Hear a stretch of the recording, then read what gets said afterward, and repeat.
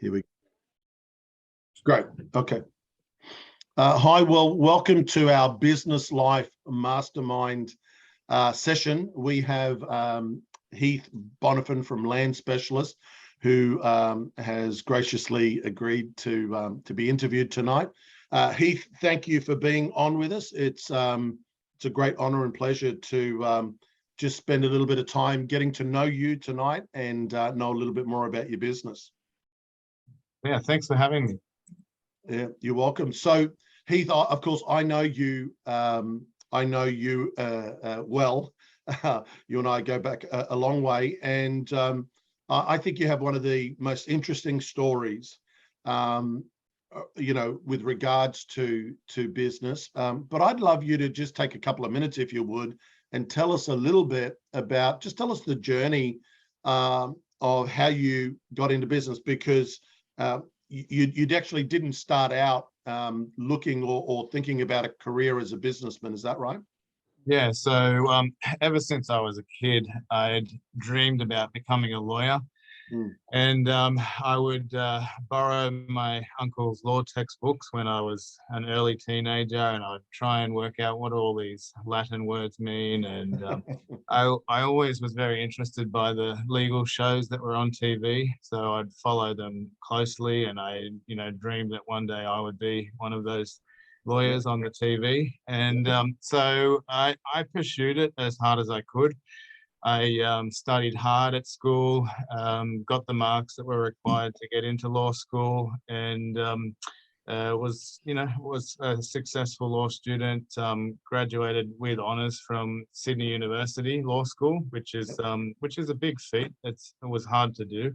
Yep. And from there, I went into working in the Supreme Court as tip staff to a Supreme Court justice. Which led to me writing manuscript for a legal textbook. So I was, hitting the big targets as far as a legal career goes, especially at the start. And then from there, I went into private practice, working as a solicitor in a suburban law firm. And it was within that first 2 years that I was working for that firm, I'd started watching some videos on, I think it was YouTube. It's a long time ago now, but whatever the equivalent of YouTube was about 10 years ago. Okay. And they were on property development and, giving strategies on how to make money using real estate. And, I was dreaming like, what if I went into that, or what if I did something in that, down that track? But of course, being a lawyer, I was risk averse. I didn't really want to throw everything into a property deal and maybe it wouldn't work. Right. So, I just explored it in my dreams, like, what would it look like? I was learning about it, which wouldn't hurt, sorry, sure. In my legal practice, if I could understand it from the developer's perspective rather than just from the legal perspective. So that was happening, and we had a matter at work where a developer wanted to purchase land off a landowner. And the developer ended up making millions of dollars, and the owner made millions of dollars, and I did all the contracts, and I think we made a couple of $1,000. And I thought to myself, out of the 3 participants in that deal, I was the most highly educated, worked the hardest, and got paid the least. So I thought, I'm not in the right boat. I should be in one of the other 2 categories. The other 2. Or the developer. So anyway, that was happening, and I was watching the videos. So there was something happening, and but I didn't I didn't feel like I should pull the trigger and attempt something. Was there anybody, Heath? Was there anybody in your immediate world? Like, were there other people in your I don't know, in your family or in your sort of greater network of friends that was in business, or not? Were most of them professionals as well in law or whatever other industries? Yeah, most of our family were employees. So my dad was a TAFE teacher. My mum was a nurse, but she gave that up when she had kids. Right. Most of my, like my brother was an architect. My other brother, a pharmacist. We were mostly employees. I think the only person in our family running a business was my uncle, and he was running an architect's practice. Okay. So he was predominantly a worker, just working in his own business. Yeah. In providing professional services. So there weren't, I didn't really have too many role models who could show me the ropes of running a business. Mm. And, but anyway, so I probably wouldn't have done anything about it, except I was in the car park at Bay Village. So just help us understand how old are you at this point? There's a transition point you're about to talk about. How Yeah. old would you have been in at that stage? So about 22 or 23. Right. So Right. you're a lawyer. Mm. You're established. The career path looks pretty set. You've been watching. You've gotten curious about land development. You've been watching it with whatever the YouTube sort of videos, tutorials, all the rest. You've done some contract work for land developers, but you yourself haven't done any land development, any investment yourself. And so, okay, you're in your early 20s, and we get to this point. So we find you in the car park of a shopping center, do we? Yeah, so I was in the car park of a shopping center, and this girl came up to me, and she approached me, and I was already saying no thanks before she started speaking, because I went to uni in Sydney, and you would walk down Martin Place, and everybody would say, "Oh, can I like sign you up to something, or can you Yeah, give me money for something?" So yeah. I had this natural impulse to just say no to No thanks. any stranger that approached me in a public Yeah. place like that. So I said, "Oh, no, thanks." And she goes, I wanted to tell you a message from God. Are you open to hear that?" And Wow. I said, "Oh, actually, yeah, I am open to hear that, actually." So Um, at this point, you've never met this woman, right? no, And I want to just set it up. Are you praying, asking God for direction in your own heart at this time? Or are you just sort of exploring, possibilities? Like what's your prayer at this point, I suppose? well, because I was already living my dream, like what I'd geared myself up to my whole life. Right. I didn't actually I wasn't actually praying to God, like, can I get out of this? Can I do Yeah. something else? It was more like, I'm really fascinated by this idea, and I'm really enjoying learning about it, and like almost fantasizing, like, imagine if I could end up doing something like that. Not Right. seriously, just like an Yeah. imagination.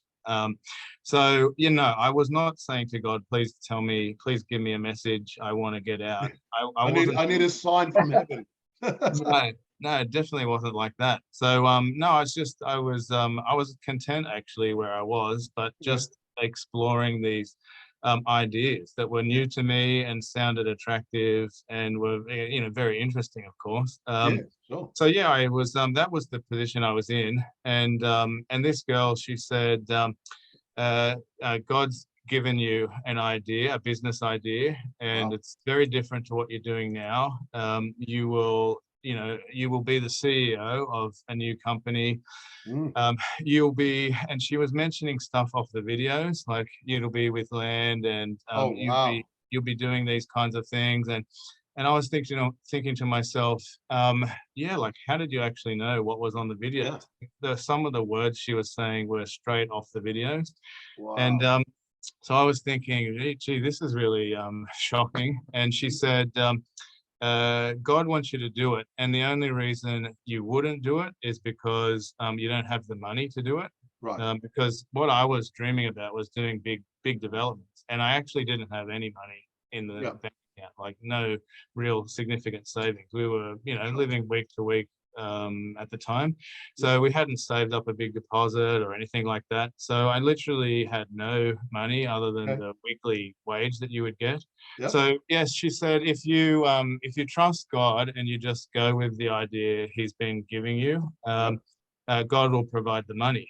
So Wow. because she had mentioned keywords off the videos, and she knew I was exploring this idea in my mind. Yeah. And I really sensed in my spirit, this is actually, I thought to myself, maybe this is an angel. I'm like, Wow. to somebody who's not a human. I had that feeling. Anyway, so I went home and I told Nikki, I said, this is what happened. This is what the girl in the car park said. And it lines up with what I'd been thinking about. And she said, if we did it, God would give us the money and it would all work out. So what was Nikki's response? Did she think that was crazy, or did she think it was God? Like, well, funnily enough, all I remember is that it was a very quick yes. I don't remember wow. exactly what she said, but Okay. it was let's do it. Something to that effect. Love that. Yep. Yeah, so she's very open to believing God and listening to Yeah. prophetic words and jumping at it. If that's what God tells you to do, you may as well do it. That's the best possible decision you could make. Right. So I don't remember any resistance, to be honest. So you're a lawyer. You're dabbling in you're dreaming a little bit about land development. You get this car park prophecy. Heath, what have I told you about car park prophecy? Most of them we're not allowed. We don't take. But this woman, this whoever it was, this angel, whatever, has literally given you words of knowledge that no one can know outside yourself, and like you said, confirmed it with really touching things that you were watching in the video that only you would have known. And what I would, a very accurate word of knowledge, very accurate prophecy. And she tells you to trust God. You go home, your wife is on board with it. So what do you do next? What happens? What do you do next? I went back to work the next week and I said, I'm quitting, effective immediately. And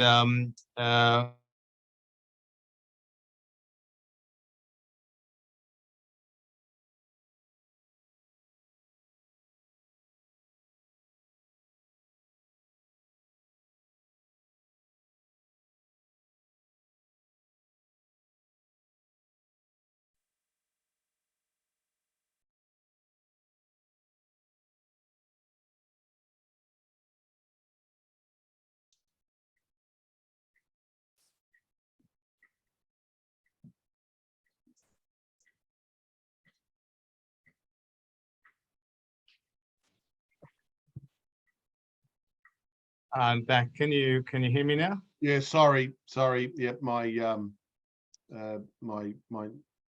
connection just got lost again. Yes, Heath, go for it, mate. Yeah, no, that's all right. I thought it was my connection. Yeah. So where were we up to? We were. So I told my boss, I'm quitting, effective immediately. I'll be out of here within the week. And actually, that was a big decision because if I wanted to pursue a career in the legal world, how are you going to explain that to your next prospective employer? The last.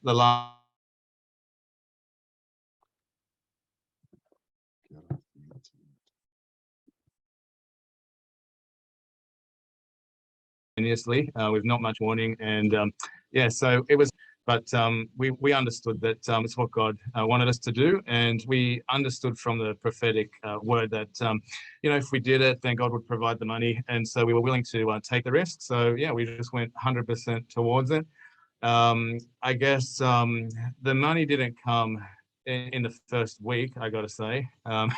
So we started down that track, and it resulted in us going on Centrelink, both of us, because at the time Nikki was studying full time, and I was unemployed. So we both had to receive Centrelink payments, and it was a bit of a humbling experience, I got to say, because you go into the Centrelink office and they say, okay, so you don't have a job. What we can do is we can give you some assistance with how to write a resume. I think that would help you. And I think the other thing that we can do is we could get you some education. So we're thinking about maybe a TAFE course, or how am I going to explain? Like, I'm a fully qualified solicitor. I got 2 degrees already. I'm like, I don't need a TAFE certificate. That's not my problem. So it was humbling, but I didn't actually care, to be honest. I was doing what I felt God wanted me to do, and whatever the cost was for that, I was actually happy to pay. So anyway, I would say maybe a couple of months in, I put a notice on a forum on the internet that I found, and I just said, I want to do my first development. Does anybody want to provide the funding? So it was about as simple as that. And to my surprise, I was oversubscribed with people who wanted to give me money. So I had hundreds of thousands of dollars come in from people who I never spoke to on the phone, never met in person. Just put one line on a forum, got a response. They emailed me. I said, here's what I want to do. Here's my bank account. You want to put in the money, that's fine. You'll get a 50% return if you do, if it's successful. And yeah, so we had a few $100,000 a couple of months in, and hang on. So this is a few $100,000. What year are we talking here? We're talking around 2011, 2012, somewhere around there. 2011, 2012. You got a couple of $100,000, or people willing to invest a couple of $100,000 after you put really a notice on a forum about. Yeah. and sorry, at this point, Heath, you haven't done this will be your first land deal, right? Yeah, it's funny looking back, because now when I'm negotiating with people, I say, here's what I've done before, hundreds of lots and many deals, and here's our track record. But back then, I had nothing to say. Here's what I want to do. Here's the idea. And so I understood, of course, with a pitch like that, never done anything before. I've just got a good idea, and you don't know me. I don't know you. We don't have any mutual friends. Do you want to give me the money? Like, that's the worst pitch ever. So I understood, of course, it was a divine setup, and favor. Yeah. The girl said in the prophecy, God will provide it anyway if you do it. So yeah, I learned by exploring it, by being thrown in the deep end, actually. So you know, how did the first deal, did it work? Did it not work? Yeah, it worked. Like, it was hard because I didn't know what I was doing, and we called ourselves land specialists right at the start, and you know, I'm talking to people, and I'm saying to them, so what happens next? And they would say, well, you would know, like, you're land specialist. I'm like, well, just pretend I don't know. And what would you suggest? So I had to learn a lot off consultants, and just learning as I was falling through it. And yeah, it worked out very successfully. We did 2 right at the very start. One was small, a 2-lot subdivision, and another one was 60 townhouses. Oh, wow. So we were creating that project from scratch, and we got a long way down.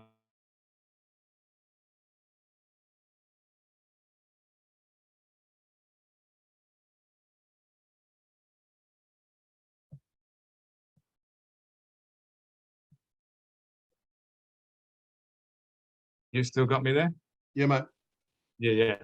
So that was how we started, and since then, when we got the return on the first couple of projects, then we were able to self-fund for the next ones, and we've been doing it, you know, a bit over 10 years now, and yeah, there's been just a lot of miracles along the way, a lot of learning, of course, but I feel like I'm doing what God wanted me to do, so I feel comfortable, even if you have challenges, it's fine. You just ride it out because you know you're doing the right thing.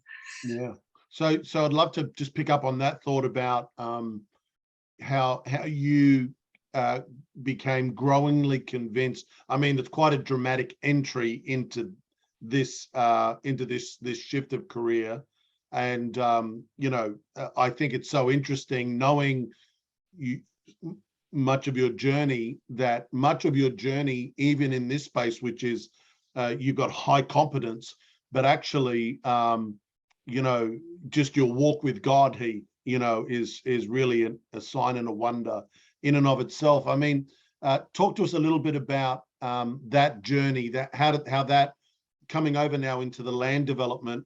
Tell me some things that maybe had to grow in you from a God walk perspective, your prayer life. I don't know, you're hearing the voice of God. What were some things that had to develop inside of you?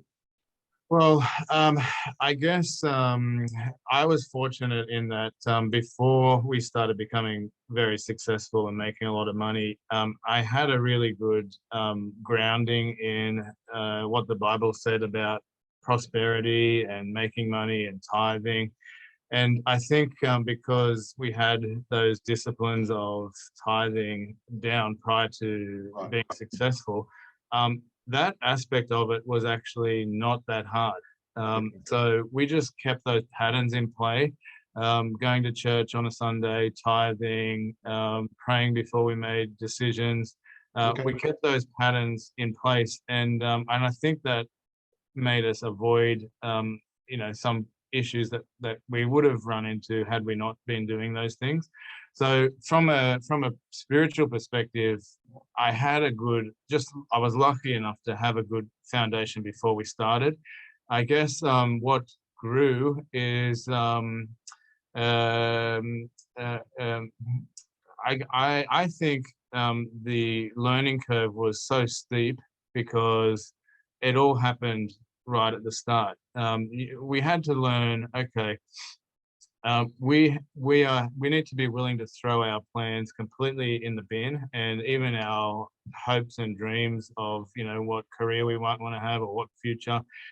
Just throw all that in the bin and trust that whatever God says is actually the best decision for us. So we learn it so quick in the first year, like when we saw that trusting in God resulted in all these good things happening, and we felt within ourselves we'd done the right thing. That lesson actually set us up for the next decade, because all throughout the next decade, you can imagine what it's like in the property development world. It's very cutthroat. It's very adversarial. There's a lot of lying and scamming and cheating that goes on. So everywhere you step, it could be a minefield. You could be getting trapped. There's a lot of potential problems. So there's a lot to actually be anxious about, to be honest. A lot of things could go wrong, but yeah, because we learned those lessons and had our David preparation, wrestling with these enormous obstacles before anybody knew us and before the numbers were really high. I think actually that set us up for dealing with numbers that are really big now, and people see what we're doing, and it's a lot more publicity. But what skills do I use? Exactly the same ones when we had no money and we had no success and we hadn't done anything. Actually the same. So I wouldn't necessarily say we've advanced significantly in our walk with God. If anything, it's just trying to maintain it and not get distracted and get complacent in your walk with God. Yeah, I find it really interesting, Heath, in Deuteronomy 8, verse 17 and 18. It says, when God brings you into your land, when he brings you into your land of promise. And then Deuteronomy 18, it says, when God brings you into your land of promise, lest you say, I've done this, it says, then verse 18 says, you shall remember the Lord your God, for it is he who gives you the power to get the wealth so that he can establish his covenant in the earth. I think, I've always thought about that and thought, well, I mean, as God's blessing your life, I always thought, why would God have to put that in almost to remind them? sometimes I think, Heath, the question I want to ask you is that, sure, when things are tough in business, and like you said, you said there was a season where you were sort of living paycheck to paycheck. I mean, trusting God, it's almost like a necessity, right? But then as the blessing of God comes upon your life, that in and of itself, while it's a blessing, also brings its own challenge, right? Yeah, the challenge is to think that you're better than everybody and you can do it all yourself, and you're untouchable. So yeah, that's a temptation, and you start mixing with different people, and the more successful people get, I tend to find the more they think that they did it themselves. Yeah, you can be very tempted to go down that track, but I sort of, it's like a deal or a wager that I have with God, or an argument I have with God. I say, if you want responsibility for all the good that's happened, and I'm doing what you say, then if it goes bad, that's your fault too. I'm not taking responsibility for the bad, and you take responsibility for the good. Yeah. So I'll do what I'm told, and you take responsibility for both. So that's how I rationalize it in my head. So yeah, so I sort of think it's almost like that argument that Moses, I think it was having with God. Did you take all these people out of Egypt only to have them die in the desert? He was saying, well, we're doing what you said. So if it goes bad, it's going to look bad on you, on us. So Yeah. I'm very, very, very well aware that that's a potential pitfall. So we try and, like, that's why I have coaches like yourself, and I try and keep my habits in play so we don't go down that track.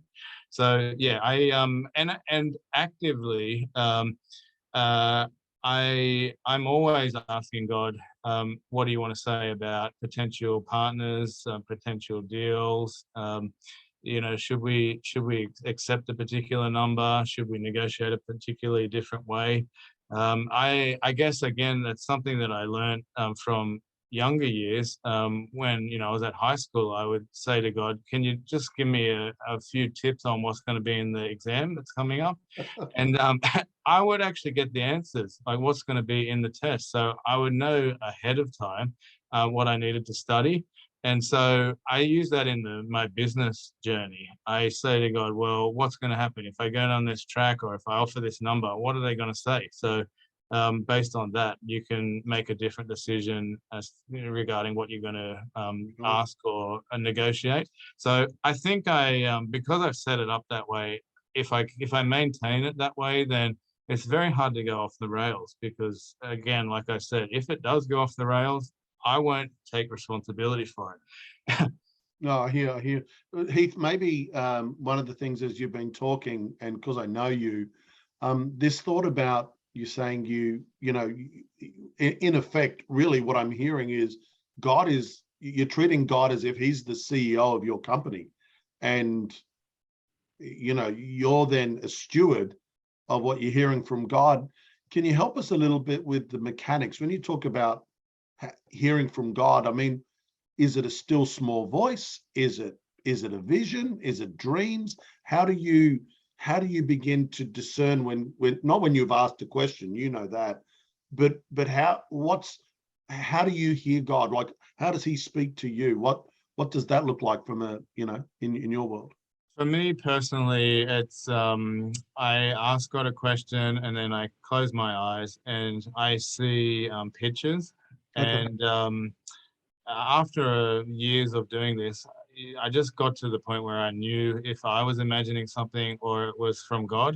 So how I do that is I just imagine a particular place where I grew up, and what picture I see in that place, I know that that's God talking to me.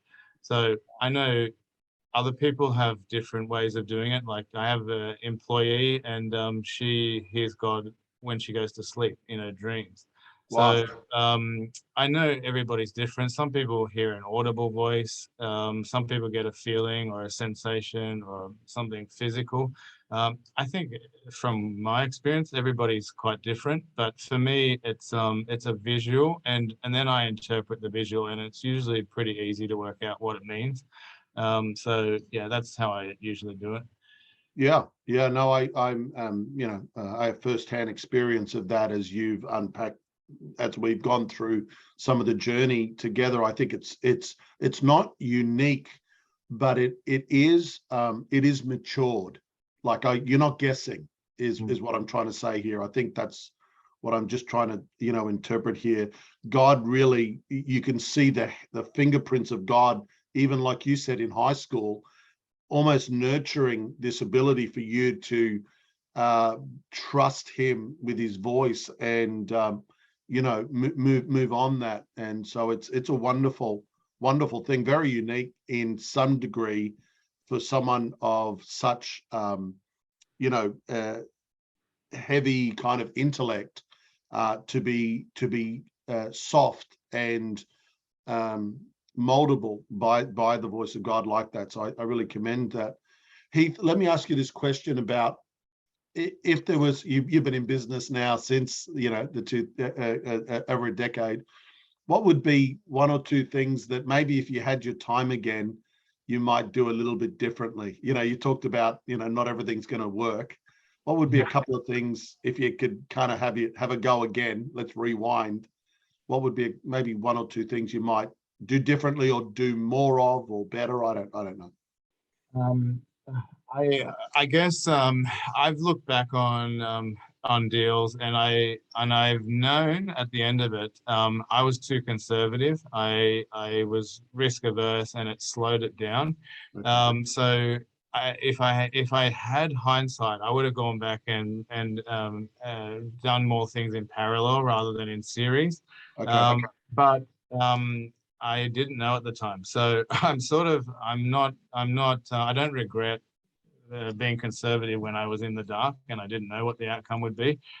So I think I've definitely made mistakes, and I guess some of the things that I think that I could have done better are building a bigger team faster, because I have the high capacity, and I have a tendency to just do everything myself because it's faster. But then you get to the stage where it's like, I actually can't do that many things simultaneously. So I'll need to actually get other people in to assist me with that. And I'm certain I was not good at being a boss in the first few years. Sure. So I didn't have the skills in how to manage people or even lead them very well. So yeah, if I had my time again, I would probably read some books on building teams and leadership, and treat that as a more important skill than what I did. So you But could scale. yeah, yeah, scale quicker. So yeah, I definitely think that I did that in the wrong way. But having said that, even the mistakes that I made, I'm still okay with it because I learned from it. So that's fine. I'm now I've learned the lessons of that, and I'm trying to make it better, having made a few mistakes. So Yeah, I don't regret making the mistakes. It tells you what you don't know. that's it. Yeah, I remember hearing Richard Branson from the Virgin Group say the difference between an amateur entrepreneur and a good entrepreneur is that an amateur entrepreneur probably gets about three out of every 10 decisions gets about three right, and hopefully those three don't, the seven that they get wrong, the three compensate. Hopefully, he said that's an average entrepreneur. He said a good entrepreneur gets about 6 out of 10 decisions right. And he said, if you're an entrepreneur and every decision you make is absolutely right, he said, you're not an entrepreneur. You're playing safe, and you're not even in the game yet. So he said the same thing. He said the things that we get wrong are actually really helpful. They're important for us because we learn, I mean, you don't want to be getting the same decision wrong for the next 10 years, that might be a problem.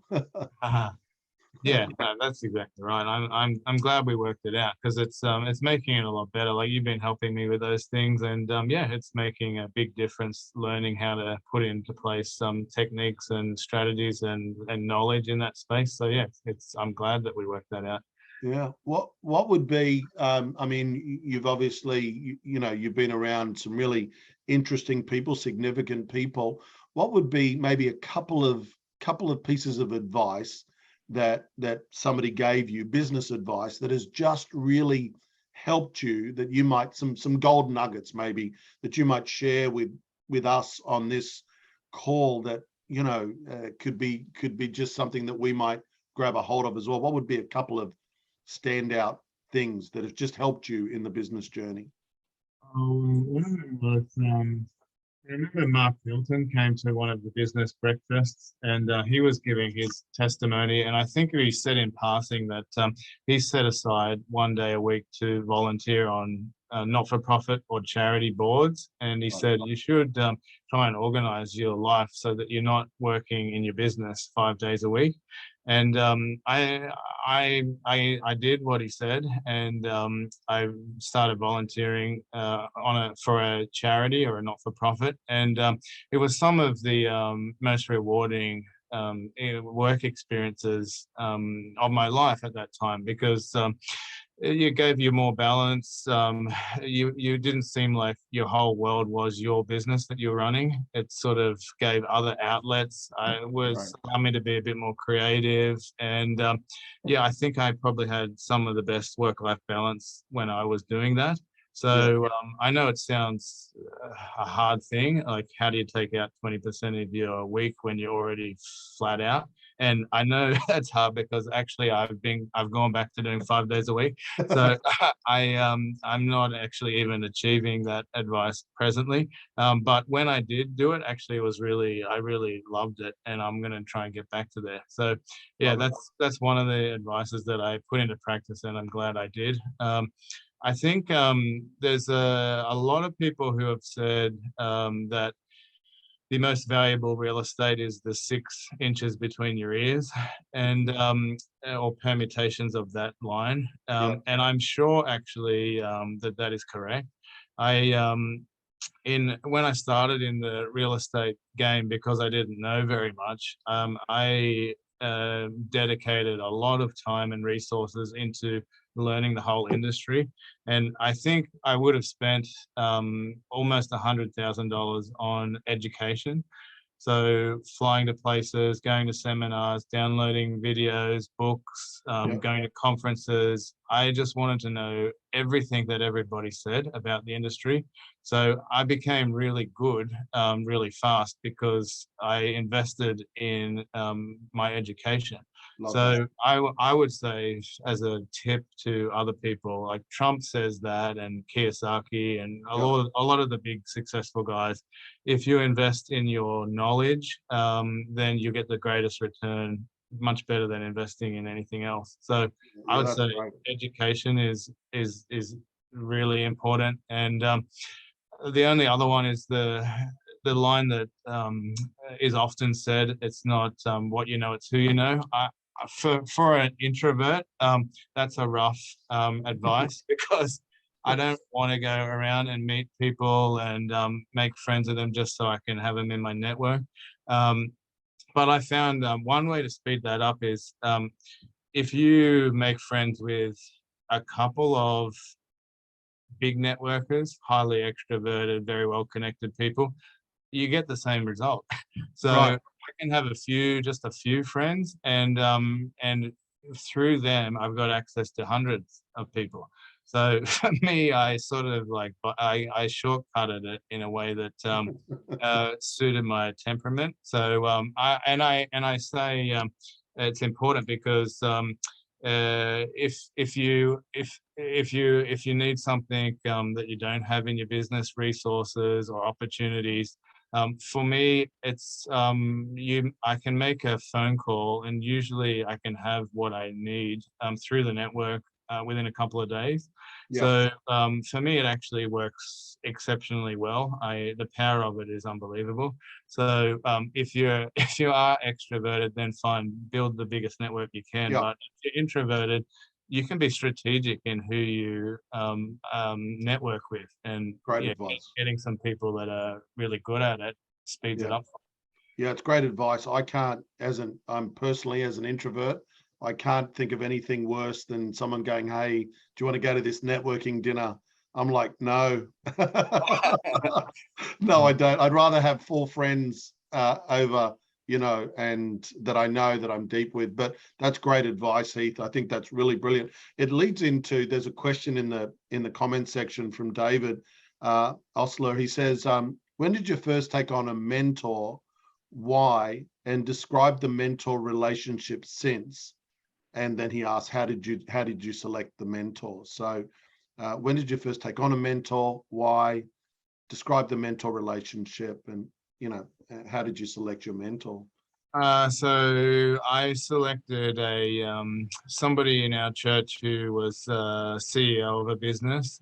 This is like 8 years ago, or maybe 9 years ago. And why did I take them on is because I could see that they knew about managing people, and they knew about how to manage finances. And Right. I knew that I was brand new to the business world. So I knew I had to get under somebody. And I could see it work in the Christian context. So you have a pastor, and they create a small group, and they mentor them, and they train them, etc., and it works quite well.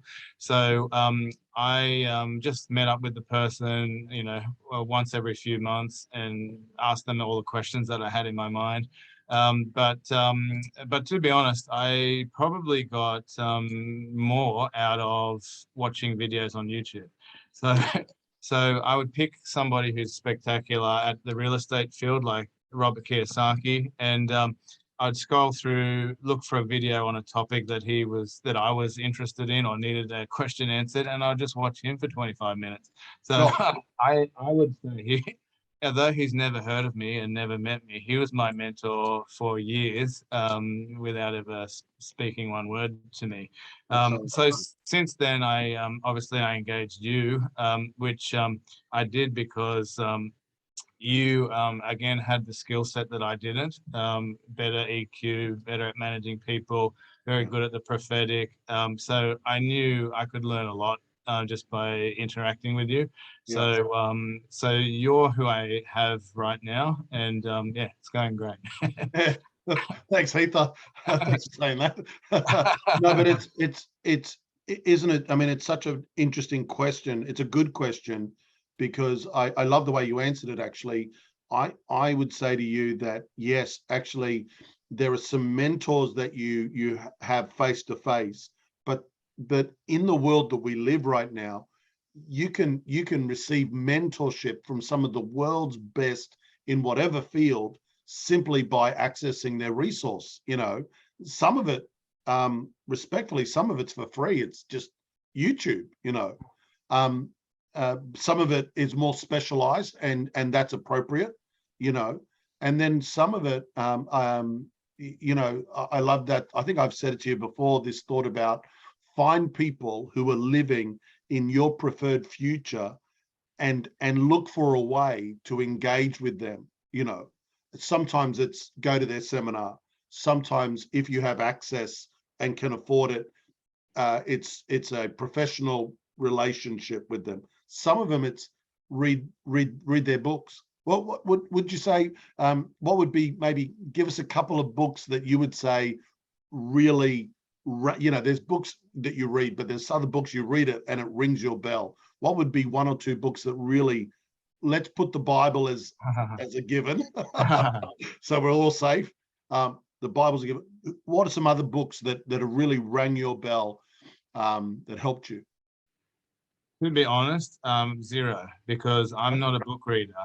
So I listen to audio. I guess I listen to audio lectures and YouTube videos. I don't even listen really to audio books. So I'm, I go to all the seminars and they say you have to read X number of books per year, otherwise, Yeah. you won't get anywhere.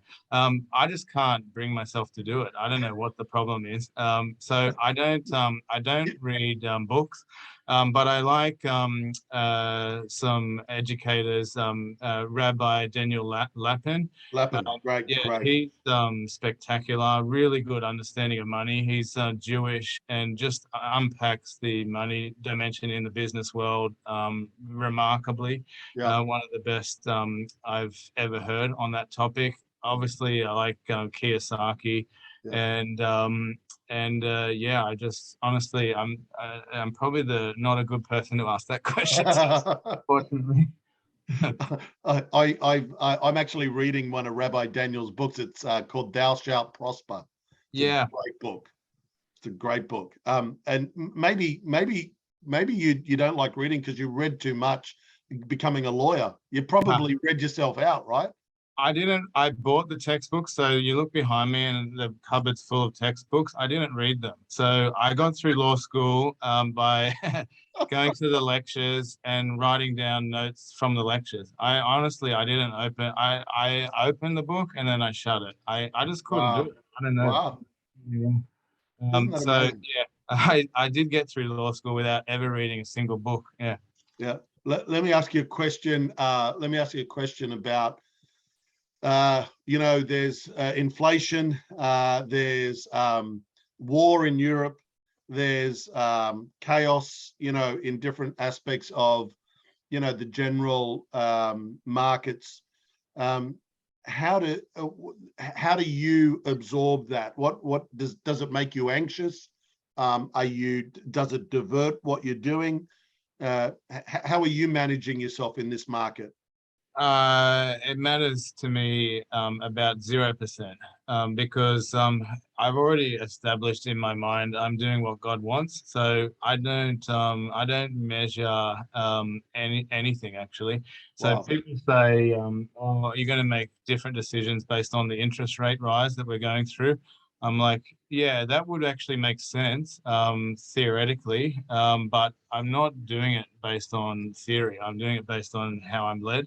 So it doesn't come up at all. I don't really care.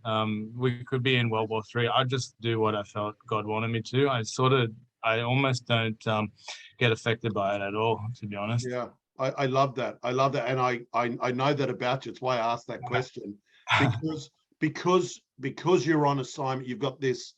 You're on assignment. That doesn't. I know what you're not. You're not saying I'm just going to be careless and put my head in the sand. But really, what you're saying is I'm on assignment, and we've talked about before, and many in this Zoom I've talked about. Assignment draws the favor of God. And it really is that Isaac in the land of famine who sows because he's on assignment. And it just says he reaped 100-fold. He was on assignment. So there has to be a marketplace advantage for kingdom people, right? There has to be a marketplace advantage in that space. Moving forward, we're almost up. I probably want to ask you one last question, one last sort of question, which would be, Heath, moving forward, do you feel it's, is it time to expand? Is it time to hold and just do more of what you're doing? Like what's kind of the next frontier for you? What would be in the dream thing? What would be a couple of things from an expansive perspective? Well, I'll answer that, but I'll also just answer. Giuseppe said, had I been in a forum before posting the request? No, I hadn't. I just found it on Google and just went onto it and posted my first ever message and got that response. So I wasn't part of the group or anything.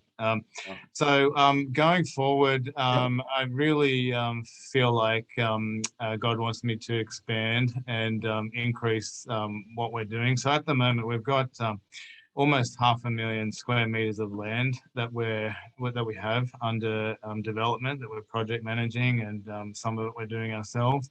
Yep. And I just really feel like God wants to make it bigger. So yeah, I could see us shortly doing 1 million square meters of land simultaneously. Yep. And I can see, approximately 10 staff working for us. I guess the big ultimate goal for me is I want to fund church buildings. That's really what I'm doing it for now. So as much as I can get to make that happen, I would feel like I'm doing what I'm supposed to be doing. So yeah, that's the end goal, I guess. Yeah, you're amazing, Heath. You're an amazing example of a guy that has, and you and Nikki as a couple, people that have really responded by faith.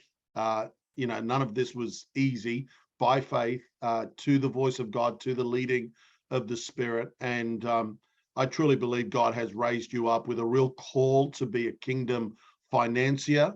And you've just got grace you're very generous, but you're spiritually generous. It's a supernatural thing, I believe, a gift actually that's inside of you. And I just want to thank you for just sharing your story. And it's an amazing story. And we really just touched the tip of the iceberg here tonight, but amazing story. And I know that even just as you've been talking, there's just so much to take away. And so I really thank you for that. I wonder, Heath, if you would, I know I'm going to put you on the spot here, but just take a minute and just pray for those of us on, that are here in the chat, and obviously those that are going to hear, watch this. I've already had a bunch of texts going, hey, can you send me the link? I can't get on tonight, but I'd love to hear this. Would you just take a minute, Heath, and just pray a blessing, maybe a business blessing, an entrepreneur blessing, upon us, that just as you will. Dear God, thank you for the opportunity to discuss you partnering with us or leading us in our businesses. And I just pray that for everybody listening to this who is curious as to what you want for them to do with their business, or what you want for them to do with their life, and perhaps they don't understand what they were born for yet, I pray that you would reveal that to them when they ask. And I also pray that if there's any obstacles getting in the way of them achieving those goals or pursuing that purpose for which you've created them, then at the right time you just move that out of the way so that they can achieve that as fast as possible. So I just pray a blessing over all of us, and I just thank you for the opportunity to be able to interact with you and do life with you. Yes, in Jesus' name, amen, amen. Well, Heath, thank you again for this evening. Thank you for taking this time. And for the others, I'm going to post this up onto the YouTube channel and through our socials. So please look out for that. And thank you so much for joining us tonight. We really appreciate it. Thank you. See ya.